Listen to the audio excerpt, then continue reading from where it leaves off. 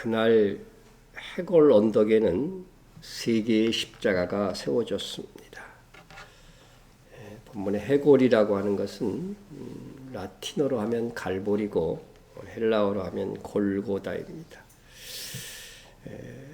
중앙에 세워진 십자가 위에는 예수님이 달리셨고 좌우에는 각각 이름 모를 행악자가 달렸습니다.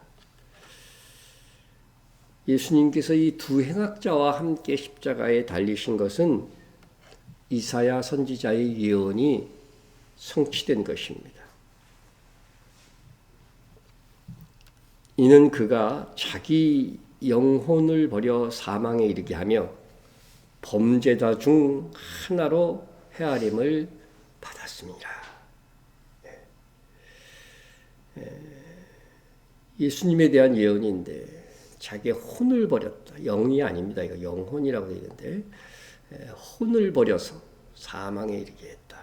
영을 버리면 큰일 나죠. 자, 하지만 예수님은 두 강도 사이에서 놀라운 기도를 아버지께 드리셨습니다. 그것은 예수님 자신의 고통을 감해 달라는 기도도 아니고 원수들에게 대한 심판과 어떤 저주의 요청도 아니었습니다. 아버지, 저들을 사하여 주옵소서. 자기들이 하는 것을 알지 못함이니이다. 주님의 기도는 놀랍게도 예수님을 십자가에 못 박히게 하고 또 함께 조롱하는 유대인을 위한 것이었습니다. 그럼에도 원수들은 예수님의 옷을 나눠서 제비 뽑았다고 합니다. 여러분, 이건 역시도 놀랍게도 시편 22편에 나오는 메시아에 대한 예언의 성취입니다. 시편에 보면 내 겉옷을 나누며 속옷을 제비 뽑나이다. 그러니 지금 본문 34절에 예수님의 옷을 제비 뽑았다는 것은 예수님의 겉옷뿐 아니라 속옷까지 제비 뽑아 나눠 가진 것입니다. 오늘날 죽은 사람의 옷은 오히려 이렇게 정리해서 갖다가 버리죠. 그게 상례인데 이 시대에는 워낙 옷감이 부족한 시대였기 때문에 사형수의 속옷과 겉옷까지도 서로 가져가려고 해서 제비 뽑아 나누어 가졌던 것입니다. 우리는 여기서 로마 병정들이 예수님의 속옷과 겉옷을 제비 뽑아 나누어 가졌다는 사실에서 예수님께서 십자가에 못 박히실 때에 아무것도 걸치지 않은 상태였다는 것을 알 수 있습니다. 이것은 역사의 기록에서도 화가들은 차마 그렇게 이제 그릴 수가 없는 거죠. 화가들의 그림과는 달리 십자가의 형은 속옷조차 입히지 않은 나체 상태의 사형이었다고 합니다. 주님은 창조주신데 피조물인 그들에게 정말로 최고의 수치를 당하셨습니다. 왜 그렇게까지 당하셔야 했을까? 우리의 죄가 그렇게 지독한 값을 치러야만 사해질 수 있기 때문이었습니다. 그렇게 수치의 십자가에 예수님께서 달리셨을 때 35절에서 관리들은 예수님을 비웃었어요. 비웃음. 여러분, 누구에게 비웃음을 당해본 적이 있습니까? 아이고, 하면서 정말 나를 비웃는 어떤 신용 표정만 지어도 정말 화가 나는 일입니다. 그런데 악한 저들이 죄 없으신 예수님을 범죄자로 몰아 죽이면서 십자가 앞에서 예수님을 비웃어 서로 말합니다. 저가 남을 구원하였으니 만일 하나님이 택하신 자 그리스도이면 자신도 구원할지어다. 정말 얄미운 말입니다. 저가 남을 구원했다는 것을 지금 인정은 해요. 예수님이 얼마나 많은 그죠 치유의 사역을 해왔고 많은 말씀으로 사람들을 돌이키게 했고 그거는 그들이 본바니까 남은 구원하였으니 만일 하나님이 택하신 자라고 한다면 그런 그리스도라고 한다면 구약 성경에 예언된 메시아라고 한다면 여기서 자신을 구원할지어다. 이것은 비아냥입니다.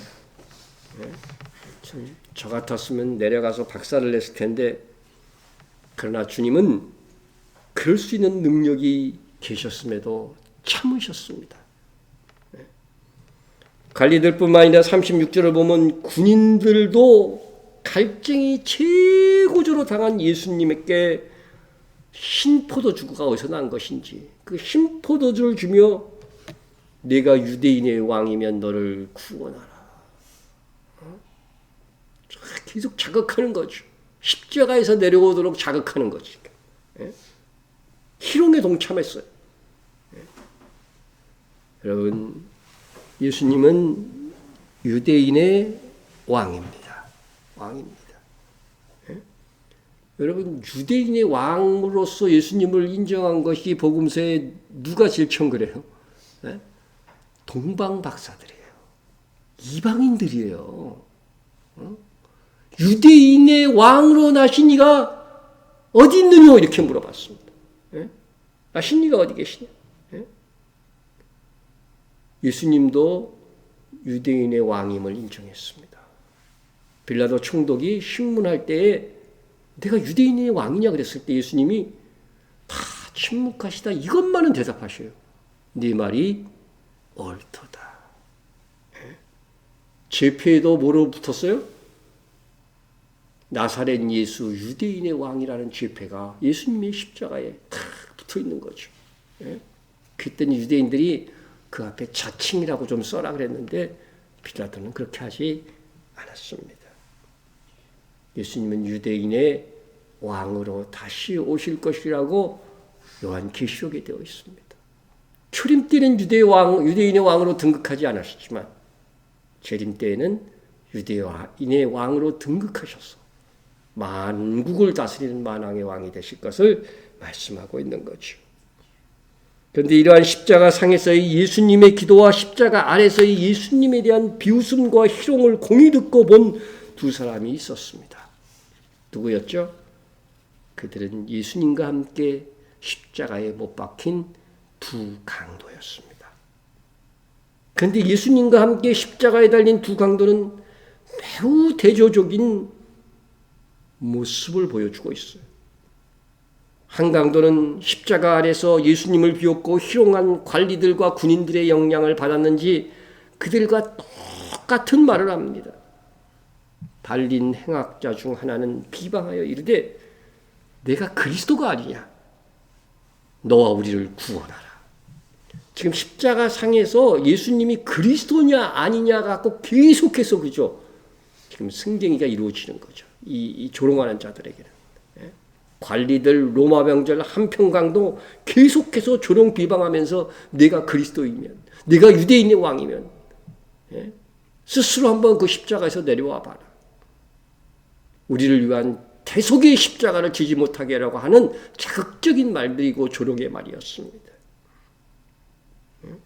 여기서 원어의 표현은 이 비방하여는요, 미완료형으로 되어 있기 때문에 이게 악독하게 계속적으로 한 번 비방하고 끝난 게 아니에요. 계속해서 비방하는 말을 한 것입니다. 함께 십자가에 달린 처지에서 정말 그 강도도 고통스러울 거예요. 지금 그 고통하면서도 서로 위로는 못할 망정 자기도 십자가에 같이 죽는 처지에서 예수님을 비방하는 말을 계속하니까 얼마나 악합니까? 죽을 때까지 뭐 남는 게 있다고 믿지 않고 악독한 그런 사람들이 있는 것이죠. 그런데 놀랍게도 또 한 명의 십자가에 달린 행악자는 달랐습니다. 그렇게 지속적으로 비방하는 강도를 꾸짖습니다. 어떻게 꾸짖나요?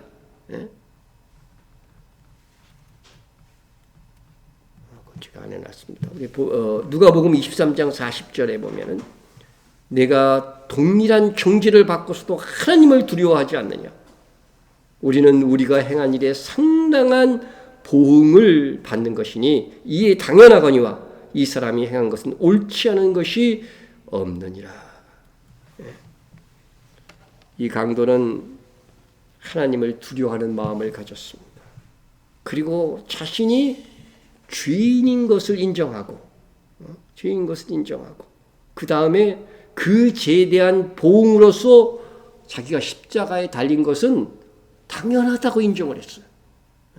그리고 놀랍게도 예수님은 죄를 지은 적이 없다는 말을 합니다. 그가 어떻게 이 짧은 시간에 이렇게 변화될 수 있었을까? 다른 복음서를 보면요, 이 강도도 처음에는 예수님을 비방했어요. 그런데 그가 예수님의 기도하시는 것을 들었습니다. 자기를 죽이는 원수들을 위해 기도하는 그 예수님의 사랑과 용서의 주님을 보았습니다. 일평생 자기는 이런 사람을 본 적이 없습니다. 그리고 예수님에 대해 이 사람이 행한 것은 옳지 않은 것이 없다 말한 것으로 보아 그는 평소 그래도 예수님에 대한 소식을 들었던 사람인 것입니다. 그는 예수님께서 하셨던 그 모든 일을 생각해보고 그리고 예수님의 그 처절한 십자가의 고통 속에서 원수들을 위해 기도하는 모습을 보고 저들이 아무리 예수님을 조롱하여도 이분이 정말 그리스도구나 깨달았습니다. 그 깨달음과 믿음 속의 강도는 이제 주님께 기도합니다. 자신의 구원을 요청하는 것입니다. 예수여, 당신의 나라에 임하실 때에 기억하소서. 예수님의 나라가 있다는 것을 믿는 거예요, 지금. 예수님의 나라에 임하실 때 나를 기억하소서. 여러분, 이렇게 회개한 자만이 구원을 요청할 수 있어요. 이 강도에게 무슨 선행이 있었습니까? 단지 죽기 전에 예수님을 그리스도로 믿었고 예수님께 구원을 요청한 것이 전부였습니다. 그럼에도 주님은 약속해 주십니다. 내가 진실로 내게 이르노니. 진실로가 들어갔어. 오늘 내가 나와 함께 어디에 있으리라? 낙원에 있으리라. 낙원이 어디에 있습니까? 하늘에 없습니다. 천국에 없습니다. 낙원은 땅 속에 있습니다. 그렇죠? 많이 배웠죠. 예수님께서 3일 3야를 어디 계신다고 그랬어요? 요나가 물고기 뱃속에 있던 것 같이 땅 속에 있으리라 그랬어요. 여러분, 나사로도 어디에 있었어요? 하나님이 죽어서 믿는 자였잖아요. 나사로는 죽어서 하늘나라에 가 있었어요. 아브라함의 품이라고 얘기하고 있어요. 땅 속입니다. 믿는 사람은 땅 속에 있는 것입니다. 그래서 우리가 그런 것들도 좀 정확하게 알았으면 좋겠습니다. 강도는 그날 밤에 낙원에서 주님을 만났습니다. 우리도 이렇게 이 강도처럼 우리의 행위와 관계없이 주의 은혜로 구원받을 것입니다. 회개한 강도는 예수님의 용서하시는 기도를 들었습니다. 아버지, 저들을 사하여 주옵소서. 자기들이 하는 것을 알지 못함이니이다. 한편 강도는 예수님의 기도를 들으면서 사람들의 영적 무지가 그리스도를 죽이는 무서운 죄를 범하게 했다는 것을 깨달았습니다. 이 강도는 예수님의 기도를 듣고 저들이 알지 못해서 예수님을 죽이고 있다고 하는 것을 깨달은 것입니다. 그리고 자기를 보았습니다. 나도 지금까지 영적 무지 속에 살고 있지 않았는가? 강도는 십자가 위에서 그 역시 죽음 직전 예수님과 같은 극한 고통의 현장에서 깨달았습니다. 그는 놀랍게도 예수님의 단 한 번의 기도를 듣고 영적 무지에서 벗어났습니다. 그런데 오늘날 그의 날 그렇게 그리고 많은 주님의 설교와 이적을 보고도 깨닫지 못하고 오히려 예수님을 십자가에 못 박았던 유대인들이 있습니다. 이 강도는 달랐습니다. 주님은 당시에 충분히 당신께서 그리스도이심을 드러낼 수 있는 이적과 말씀을 보이셨습니다. 예수님의 이 많은 기적의 이유는 이건 사람이 할 수 없는 일이야. 내가 그리스도이기 때문에 가능한 거야. 그것을 보이신 거잖아요. 그래도 믿지 않았다는 것은 그 시대의 유대인들의 악함을 증거하는 것입니다. 우리는 예수님이 십자가의 그 상에서 드린 딱 한 번의 사랑과 용서의 기도를 듣고 변화된 강도와 같이 주님의 말씀을 깨닫는 자 되어야 합니다. 우리는 말씀에 민감하게 반응하는 신자가 되어야 돼요. 주님은 이 강도에게 회개하라느니 나를 믿어야 구원을 받을 수 있다 이런 말씀은 하지 않으셨습니다. 사역하실 때는 하셨지만 이 강도에게는 그런 말을 하지 않았습니다. 단지 십자가상 최후의 순간에 예수님의 성품, 기도하시는 예수님의 삶을 보여주신 거죠. 그걸 본 거죠. 그랬더니 이 독한 강도가 변화되었습니다. 우리도 예수님처럼 사랑과 용서와 성실과 진실한 삶을 보여주기만 해도 전도가 된다는 사실을 알아야 합니다. 가장 많이 전도하지만 가장 실적이 없는 우리 개신교의 현실은 세상이 악하기 때문만은 아닙니다. 예수님처럼 사는 삶이 그들이 눈에 보이지 않기 때문에 그렇습니다. 주님은 너희가 서로 사랑하면 이로써 모든 사람이 너희가 네 제자인 줄 알리라 하셨습니다. 우리가 서로 사랑하면 사람들이 믿지 않는 사람들도요 알아본다는 것입니다. 우리가 어떤 자리에서도 삶의 본이 되어야 할 이유가 여기에 있습니다. 특히 예수님처럼 이 십자가의 고통을 당하면서도 그 믿음의 정도를 가면 더 큰 본이 되는 것입니다. 그렇게 보면 내가 고통당하고 있을 때, 좀 경제적 어려움이 있을 때, 병들어 있을 때, 실직을 했을 때, 비방을 받고 있을 때에 바로 더 좋은 전도의 기회가 될 수도 있습니다. 물론 그 주님을 보고도 한 강도는 분명히 회개했지만 다른 강도는 회개하지도 않았고 더 악랄해졌을 뿐입니다.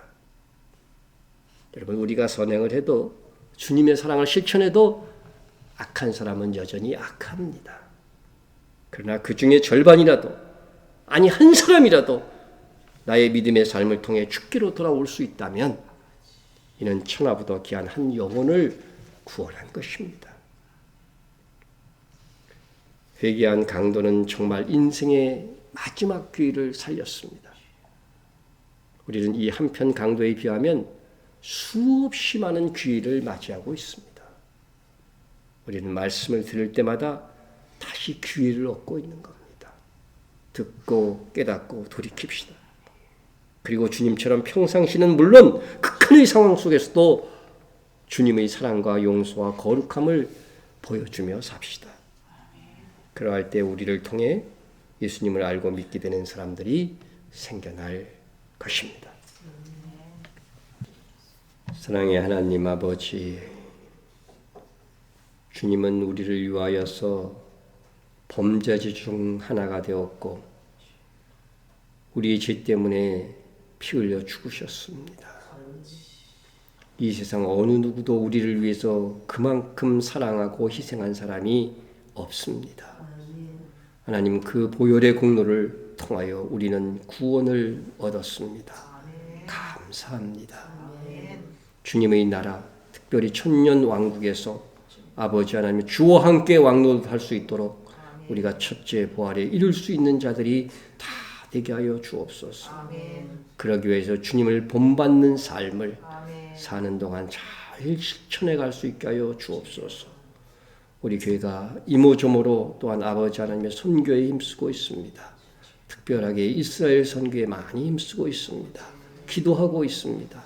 아름다운 열매가 맺히게 하여 주시고 전쟁 중에 있는 이스라엘, 아버지 하나님 그곳에 있는 교회 목사님들조차도 많은 공포를 느낀다고 합니다. 붙들어 주시옵소서. 담대하게 하여 주옵소서. 승리케 하여 주시고 하나님의 도우심으로 모든 아버지 하나님이여 정말 좋은 전략과 아버지 하나님의 전술로서 싸워 승리할 수 있게 하여 주시옵소서. 하나님의 도우심이 함께할 줄로 믿습니다. 오늘 우리 참여하여 아버지 하나님의 말씀을 듣고 하루를 기도하며 시작한 귀한 여정과 남종들에게 하나님 축복합니다. 하나님께서 복을 주시고 건강과 지혜와 믿음으로 사는 하루가 되게 하여 주옵소서. 예수님의 이름으로 기도드립니다. 아멘. 하늘에 계신